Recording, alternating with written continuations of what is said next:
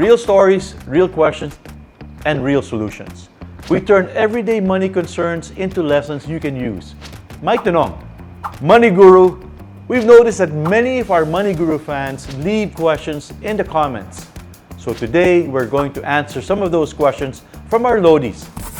John, kung hindi po kaya mag-ipon agad, paano ko po maiiwasan ang paggastos ng pera sa mga hindi kailangang bagay? I got you, Lods. Start by tracking your income and expenses. Identify non-essential spending and make conscious decisions to reduce all of them.